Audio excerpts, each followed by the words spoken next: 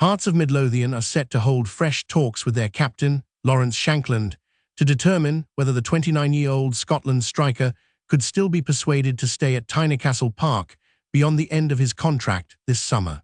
According to reports from the Edinburgh Evening News, the club is eager to retain the services of their key player, and these discussions will be crucial in deciding Shankland's future. In other news, Celtic centre-half Gustaf Lagerbielke has hinted that he wants to turn his loan move to Twente Enschede into a permanent one. The 24-year-old revealed that he barely has any contact with his parent club, suggesting that a permanent transfer might be on the cards. This development was reported by the Scottish Sun, which also highlighted Lagerbielke's desire for a more stable and long-term arrangement. Meanwhile, St Johnstone manager Simo Valakari has not given up hope of making one last addition to his squad, with Scandinavia being the likeliest area where a free agent might emerge. As reported by the Courier, Valakari is still on the lookout for a striker to bolster his team's attacking options, and he believes that Scandinavia could be a fertile ground for finding the right player.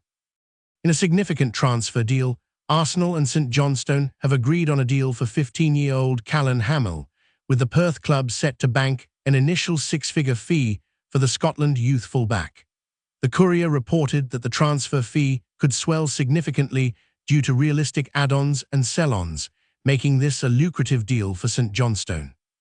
Everton are also in the news, with the club in advanced talks to appoint Brighton and Hove Albion's David Weir as their new sporting director.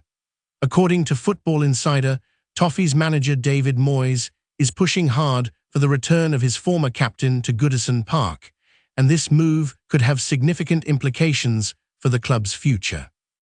Partick Thistle captain Brian Graham has revealed that he had approaches to manage other clubs before being appointed caretaker at Firhill, while continuing to play and manage the women's team.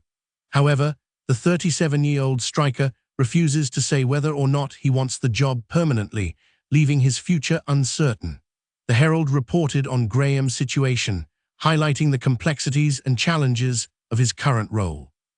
In a major development, the 49ers Enterprises takeover of Rangers is expected to be signed and sealed in a matter of weeks, long before the end of this season. The Daily Record reported that the deal is progressing smoothly, and it is likely that the takeover will be completed soon. The Scottish Football Association rules on multi-club ownership are not expected to pose a barrier to the potential takeover of Rangers by 49ers Enterprises, the investment arm of the National Football League franchised the San Francisco 49ers. The National reported that dual ownership involving the Leeds United chairman would not impact the integrity of the competition in Scotland, paving the way for a potential takeover. Former Rangers chairman and major shareholder Dave King is close to agreeing a deal to sell his shares to the United States consortium bidding to take over the Scottish Premiership club. The Daily Record reported on King's negotiations, which could have significant implications for the club's future ownership structure. Leeds United chairman Parag Marath, a key player in the United States bid to take over Rangers, accepted a very important person invite to join the Ibrox club board at Old Trafford for January's Europa League game with Manchester United. The Scottish Sun reported on Marath's visit, which highlights the growing connections between the two clubs. Rangers are likely to be valuing the club at around £150 million as Ibrox takeover talks are advancing. Football Insider reported on the club's valuation, which could have significant implications for the potential takeover. Rangers consultant Mike Ford has close links with would-be Ibrox investor Parag Marath, having recommended investing in Leeds United back in 2018.